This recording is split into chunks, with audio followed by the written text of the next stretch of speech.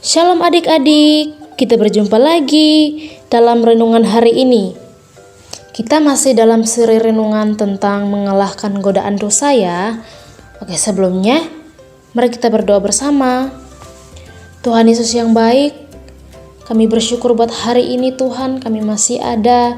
Kami percaya bahwa itu semua karena kemurahan-Mu, karena kebaikan-Mu yang terus Engkau nyatakan dalam kehidupan kami.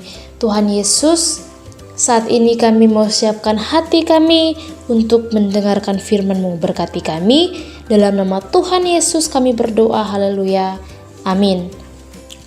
Judul renungan kita hari ini adalah Pedang Roh. Renungan hari ini diambil dari Efesus pasal 6 ayat 17b. Dan pedang roh yaitu firman Allah.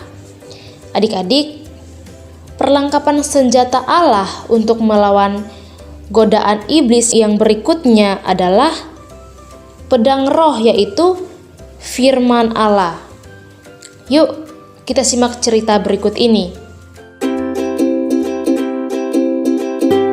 Adik-adik, kalian masih ingat kan peristiwa ketika Yesus dibaptis? Nah, sesudah Yesus dibaptis di Sungai Yordan oleh Yohanes Pembaptis, Yesus pergi ke padang gurun.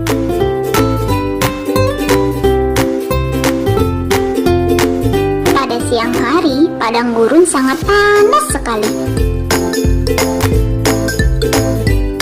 Dan jika malam, dingin sekali.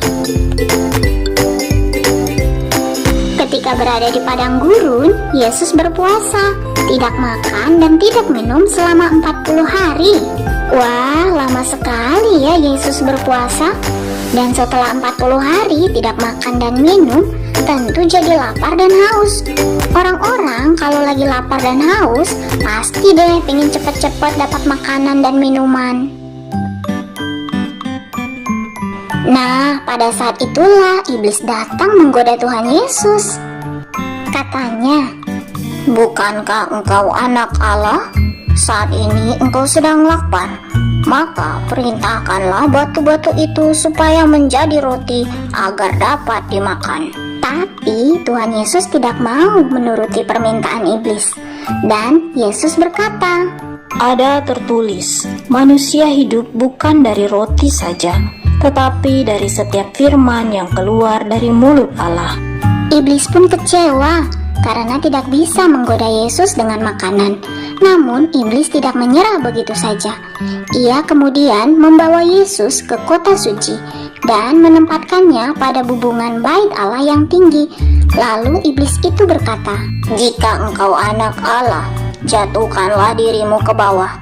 Sebab ada tertulis, mengenai engkau, ia akan memerintahkan malaikat-malaikatnya, dan mereka akan menatang engkau di atas tangannya, supaya kakimu jangan terantuk kepada batu." Tapi Yesus berkata lagi, Ada pula tertulis, janganlah engkau mencobai Tuhan Allahmu.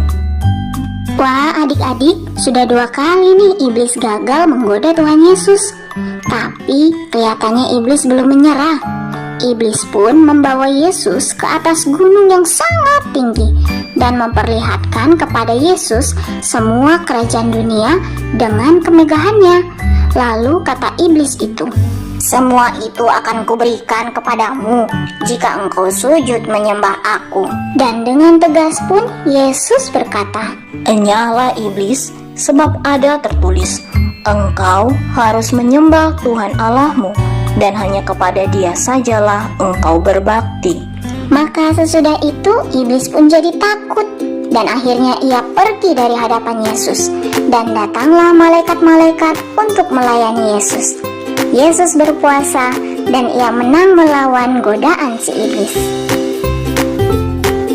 Adik-adik, Tuhan Yesus telah memberi contoh bagaimana mengalahkan godaan iblis dengan menggunakan pedang roh, yaitu firman Allah. Firman Tuhan terbukti berkuasa untuk mengalahkan godaan iblis karena firman Tuhan adalah kebenaran.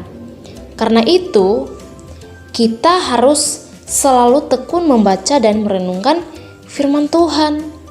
Sehingga saat godaan iblis datang, kita dapat melawannya dengan memperkatakan apa yang tertulis dalam firman Tuhan. Yuk, kita berdoa. Bapa, aku mau tekun membaca dan merenungkan firman-Mu. Aku percaya dalam firman-Mu ada kuasa yang menolongku mengalahkan godaan dosa. Di dalam nama Tuhan Yesus aku berdoa, haleluya. Amin. Sampai jumpa di renungan esok hari.